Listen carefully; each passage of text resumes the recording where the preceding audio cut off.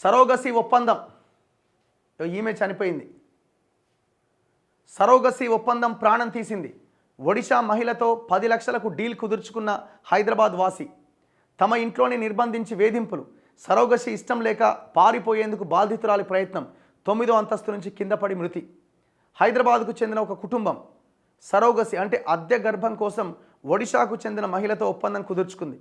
అయితే అది ఇష్టం లేక ఇంట్లో వేధింపులు తట్టుకోలేక ఆమె పారిపోయేందుకు ప్రయత్నించింది. ఈ క్రమంలో అపార్ట్మెంట్ 9వ అంతస్తు నుంచి కింద పడి చనిపోయింది. ఈ ఘటన రాయదుర్గంలోని మైహోం భుజాలో జరిగిందట. ఊరిని అమ్మ, మైహోం భుజ అంటే చాలా పెద్ద ఇది కదా. ఇందాక ఆయన ఏమో ఫోటో వేసిండు. ఇది మైహోం భుజ ఎందుకైద్ది? మైహోం భుజానేనా ఇది? అదే.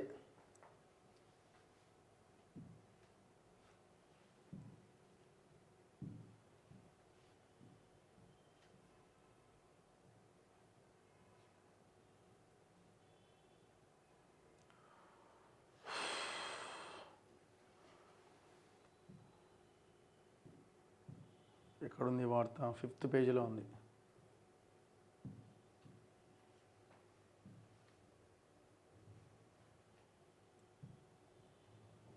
ఇగో, రియల్ ఎస్టేట్ వ్యాపారం చేసే రాజేష్ బాబు తన భార్య తల్లితో కలిసి మైహోం భుజ అపార్ట్మెంట్లో 9వ ఫ్లోర్లో E901 ఫ్లాట్లో నివాసం ఉంటున్నాడు. రాజేష్ బాబు దంపతులకు పిల్లలు లేరు. దీంతో సరోగసి ద్వారా పిల్లలు కనాలని నిర్ణయించుకున్నాడు. ఇందుకోసం ఒడిశాకు చెందిన మీడియేటర్ సందీప్ను సంప్రదించాడు. అతడు అదే రాష్ట్రానికి చెందిన అశ్వితా సింగ్ 25 సంవత్సరాల మహిళను సరోగసి కోసం ఒప్పించిండు. ఈ క్రమంలో ఆమెకు 10 లక్షలు ఇచ్చేందుకు రాజేష్ బాబు ఒప్పందం చేసుకున్నాడు. అగ్రిమెంట్ మేరకు అక్టోబర్ 24వ తేదీన తన భర్త సంజయ్ సింగ్ 4 ఏళ్ల కుమారుడితో కలిసి అశ్వితా సింగ్ హైదరాబాద్కు వచ్చింది. రాజేష్ బాబు ఇంట్లోనే ఒక గదిలో అశ్వితా సింగ్ ఉంటూ ఉండగా ఆమె భర్త కొడుకు అక్కడే ఉన్న సర్వెంట్ క్వార్టర్స్లో ఉంటున్నారు.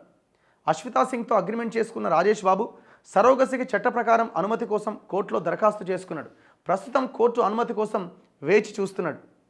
చీరలతో దూకాలని ప్రయత్నించి కొన్ని రోజులుగా భర్తకు దూరంగా ఉంటూ ఉండడం, రాజేష్ బాబు పలు రకాలుగా వేధింపులకు పాల్పడుతుండడంతో అశ్వితా సింగ్ మనస్తాపానికి గురైంది. ఈ క్రమంలో సోమవారం భర్తకు ఫోన్ చేసి తనకు ఇక్కడ ఉండాలని లేదని, వెంటనే ఇక్కడి నుంచి వెళ్ళిపోదామని చెప్పింది. అయితే సంజయ్ సింగ్ ఆమెకు సర్ది చెప్పాడు.